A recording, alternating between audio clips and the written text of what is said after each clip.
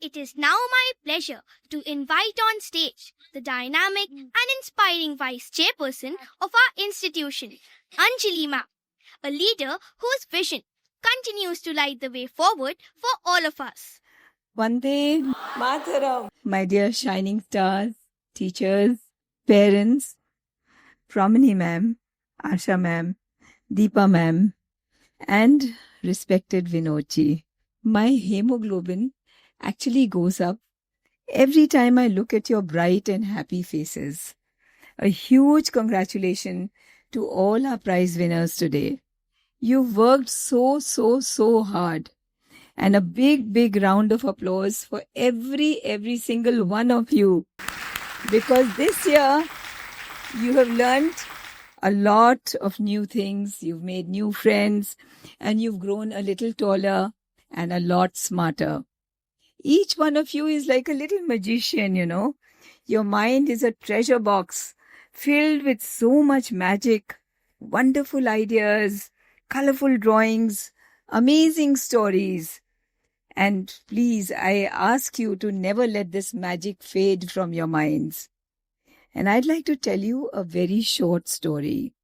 Once there was a young boy, and he wanted to learn how to carve beautiful statues out of stone. So he went to a great master. The master didn't just give him a hammer and a chisel. Instead, he pointed at a big shapeless block of marble. And he asked the child, "What do you see?" And the boy said, "I see a rock." The master smiled and he says, "You want to know what I see?" He said, "Yeah, what do you see, master?"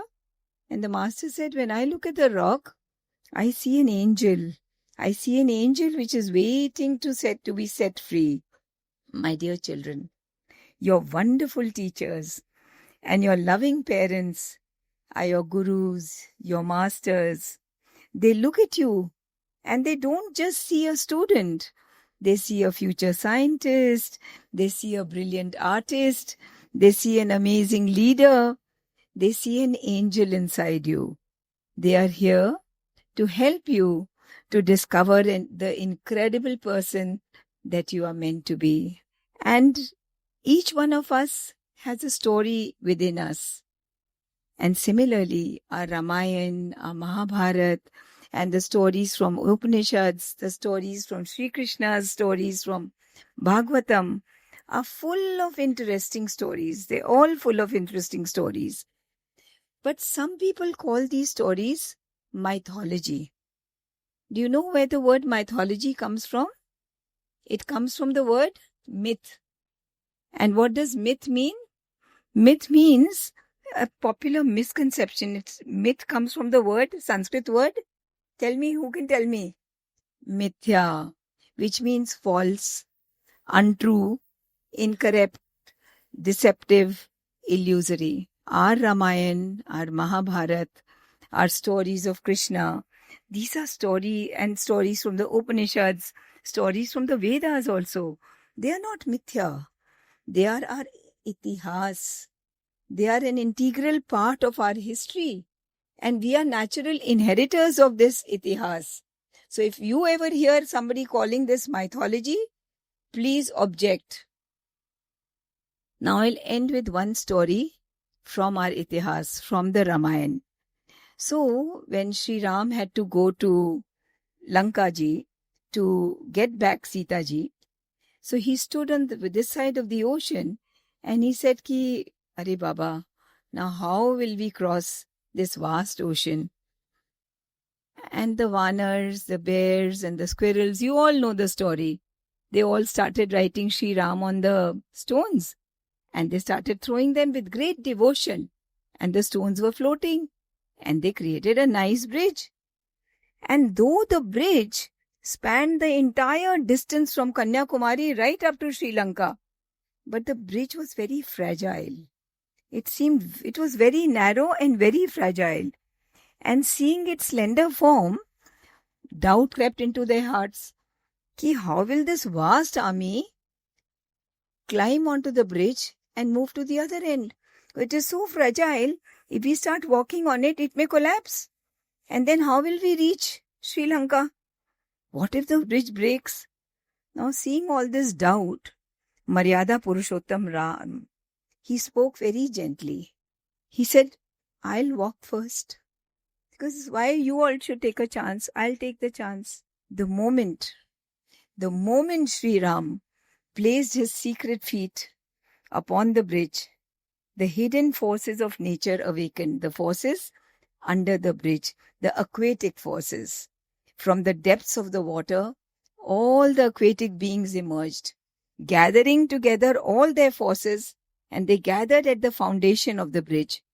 They united their strength, and they widened the bridge, and they fortified the bridge. And the bridge became very broad and unshakable, really strong. And Lord Ram started walking steadily across, and the entire Vanar and Bear army, all of them started walking across the bridge without any fear. When they reached the other shore, Jambavan bowed and asked, Lord Ram, if everything was to be accomplished by you, why did you make us do all this effort? Writing Sri Ram, and all the way from here till there, we had to put so many stones. Why did you make us do it? Aapke to khade hote ke saath bridge ban gaya. Then Sri Ram smiled and he said that grace, kripa की बारिश कब होती है? कृपा की बारिश तब होती है जब हम effort करते हैं. Right? So he said grace descends only and only when there is effort on your part. Even if your effort is small and finite, the grace that will descend will be infinite. But effort has to be done by you. Effort can be seen, for it has limits. But grace cannot be seen, and it is limitless. It has no boundary. And yet, it is grace that completes the effort that we are putting in. Right? पहल तो हमको करनी पड़ेगी. You must put in your tapasya, your dedicated hard work, and grace will descend on you like dew descends on flowers. Softly, gently, but surely. आप सबने तपस्या करी, आप सबको इतने अच्छे marks मिले that today you are here, and your parents have done a lot of tapasya because they have also put in their effort that you have reached where you've reached. So, heartiest congratulations to all of you. Vande Mataram. Thank you.